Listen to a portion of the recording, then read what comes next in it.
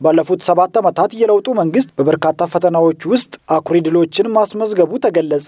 ትናንት ዛሬና ነገ ለኢትዮጵያ ልዕልና የመጋቢታውያን የድል ፍሬና የነገ ተስፋዎች በሚል መሪ ሐሳብ የሀገራዊ ለውጡን 7ኛ ዓመት ምክንያት በማድረግ የማህበረሰብ አቀፍ አካል ብቃት እንቅስቃሴና የጽዳት ዘመቻ በዱራሜ ከተማ ተካሂዷል። በመርሃ ግብሩ የተገኙት የማዕከላዊ ኢትዮጵያ ክልል ወጣቶችና ስፖርት ቢሮ ኃላፊ አቶ ጌታቸው ለሊሾ የለውጡ መንግስት ባለፉት 7 ዓመታት በበርካታ ፈተናዎች ውስጥ በመሻገር አኩሪና ለትውልድ ሊተላለፉ የሚችሉ ድሎችን ማስመዝገቡን ጠቅሶ ይህም ተጠናክሮ መቀጠል ያለበት እንደሆነ አሳስበዋል።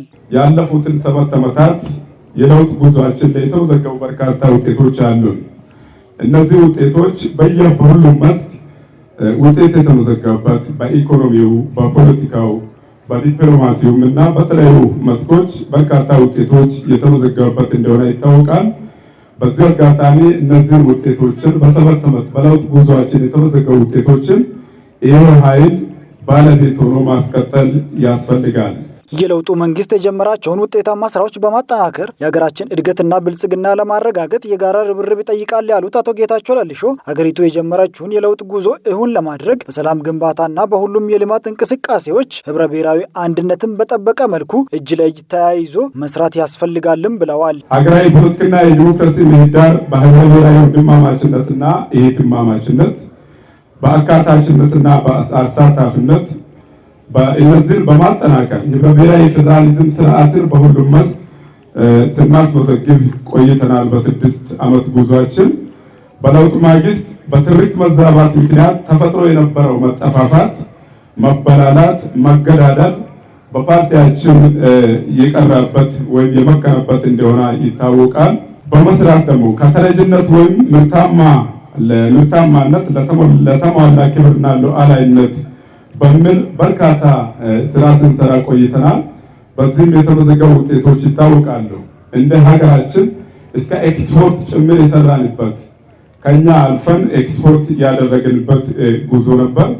የቱሪዝም መዳረሻዎችን በማስፋፋት በተለይ በዚህ ከተማ የሚታየው የኮሪደር ልማት የተለያዩ ቅድመ ጊዜ ያስመረቅናቸው በ7 ዓመት ጉዟችን የተመዘገቡ ውጤቶች ናቸው። እነዚህን አጠናክረን መሄድ ያስፈልጋል። የከምባታ ዞን ብልጽግና ፓርቲ ጽህፈት ቤት ኃላፊ አቶ ተክለ ስዩም በበኩላቸው ፓርቲው በፖለቲካው የአጋር ፖለቲካ ከመሰረቱ በማስተካከል ሁሉን ባለቤት ያደረገ ከተፎካካሪዎች ጋር ደግሞ በትብብርና በፉክክር መንፈስ በአገር ጉዳይ አብሮ መስራት የሚያስችል አዲስ የፖለቲካ ልምምድ የተጀመረበት ምዕራፍ ስለመሆኑም ገልጸዋል። የመጋቢታውያን የለውጥ ፍሬዎችና የነገ ተስፋዎች በሚል መሪ ሀሳብ ከሚተገበሩ መርሃ ግብሮች አንዱ የሆነው በማስ ስፖርት ኩነት ለመታደም እንኳን ደረሳችሁ፣ እንኳን በደህና መጣችሁ። እንደሚታወቀው መጋቢት 24 ቀን 2010 ዓመተ ምህረት በይፋ የተበሰረው የለውጡ መንግስት በርካታና ውስብስብ ፈተናዎችን እየተጋፈጠ አኩሪና ምርታዊ ድሎችን እያስመዘገበ ወደፊት በመራመድ እነሆ 7ኛ ዓመቱን አስቆጥሯል። ፓርቲያችን ብልጽግና በሀገራችን የቆዩ ውስብስብ ችግሮችን ግምት ውስጥ ያስገባ አሁን የሚገኝበትን ዓለም አቀፋዊና ሀገራዊ ሁኔታን የተገናዘበ የወደፊቱን መዳረሻ በውል ለይቶ ያስቀመጠ ወደ መዳረሻችን የሚወስደን መንገድና አቅጣጫ በመቀየስ ጉዞውን ጀምረናል። ባሳለፍናቸው 7 የለውጥ ዓመታት የተለወጠው ዘመኑ ብቻም ሳይሆን በርካታ ነገሮች ተለውጠዋል።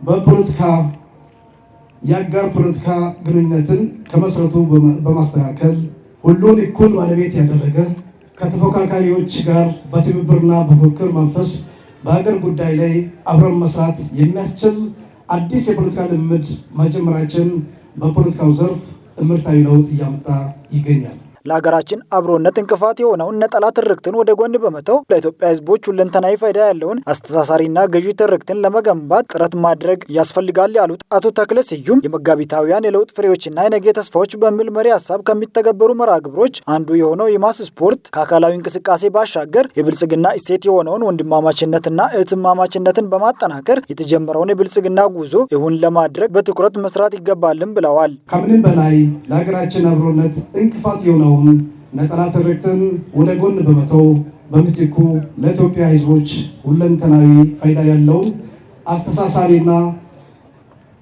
ገዥ ትርክት ለመገንባት ርብርብ እየተደረገ ይገኛል። በኢኮኖሚው ዘርፍ መሰረታዊ የሆነውን ለውጥ የተደረገበትና ሀገራችን ወደ ላቀ ምዕራፍ ለማሻገር በሚያስችል ሁኔታ እየተመራ ይገኛል።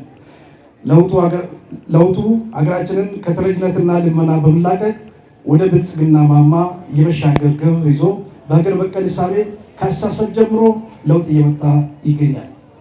በዚህም ረገድ በግብርና፣ በማኑፋክቸሪንግ፣ በቱሪዝም፣ በመድንና በአይሲቲ ዘርፍ ከፍተኛ ለውጦች እየመጡ ይገኛሉ። በዲፕሎማሲ ዘርፍ ዜጎችና የሀገራችንን ክብር በሚያስጠብቅ መንገድ እንዲመራ ወጥ አቋም በመያዙ ሀገራችን በዓለም አቀፍ መድረክ ከፍ በሚያደርጉ ውጤቶች ተገኝቷል። ዳሩ ግን ስኬቶች ሲመዘገቡ ነገሮች ሁሉ አልጋ በአልጋ ሆነው ሳይሆን የገጠሙንን ዙሪያ መለስ ፈተናዎችን ማለትም ኑሮ ውድነትን፣ የአገልግሎት አሰጣጥ ችግሮችን፣ የሰላም እጦት ችግሮችን በጽናት በመመከት እና አንዳንዶችን እንደ መልካም አጋጣሚ በመጠቀም ነበር። የዱራሜ ከተማ አስተዳደር ከንቲባ አቶ ታረቀኝ ተስፋዬ እንደገለጹት ከለውጡ ወዲህ በመደመር እሳቤ ሀገራችን ወደ ላቀ ምዕራፍ ለማሸጋገር ጉዞ የተጀመረበት ከተረጂነት በመላቀቅ ወደ ብልጽግና የማሻገር ግብ ተይዞ በሀገር በቀል እሳቤዎች ከአስተሳሰብ ጀምሮ ለውጥ በማምጣት የዜጎችን ሁለንተናዊ ተጠቃሚነት ለማረጋገጥ እንደ ሀገር ያጋጠመውን ፈተና በድል ተሻግረን ያስመዘገብናቸው ውጤቶችን አጠናክረን ማስቀጠል ይገባል ብለዋል። መጋቢት 24 ኢትዮጵያን ከብታና የዳነበት ኢትዮጵያን ከዜሮ ወደ መደመር ፖለቲክስ ያደግንበት ኢትዮጵያ ውስጥ አጋር የሚባል ነገር የጠፋበት ሁሉም አንድ ቤት ሆኖ በመደመር ኢትዮጵያ 2018 2023 2040 የዛን ጊዜ መጋቢት 24 2010 ያየበት መልካም ቀን ስለሆነ እንኳን ደስ ያለን።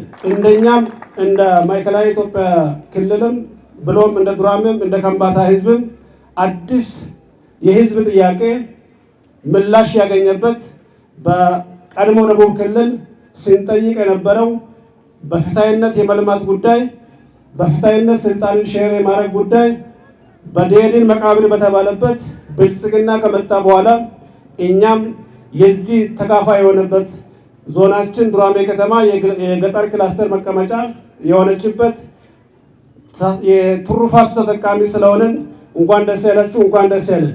በመርሃ ግብሩ የከምባታ ዞን ህዝብ ተወካዮች ምክር ቤት ዋና አፈ ጉባኤ ክብርት ወይዘሮ አስካለ ሲሶን ጨምሮ የከምባታ ዞን አስተባባሪ አካላት፣ የማዕከላዊ ኢትዮጵያ ክልል የዱራሜ ክላስተር ኃላፊዎችና ባለሙያዎች፣ የዞን መምሪያ ኃላፊዎችና ባለሙያዎች፣ የዱራሜ ከተማና የቀዲዳ ጋሜላ ወረዳ አመራሮችና የዱራሜ ከተማ ነዋሪዎች ተገኝተዋል።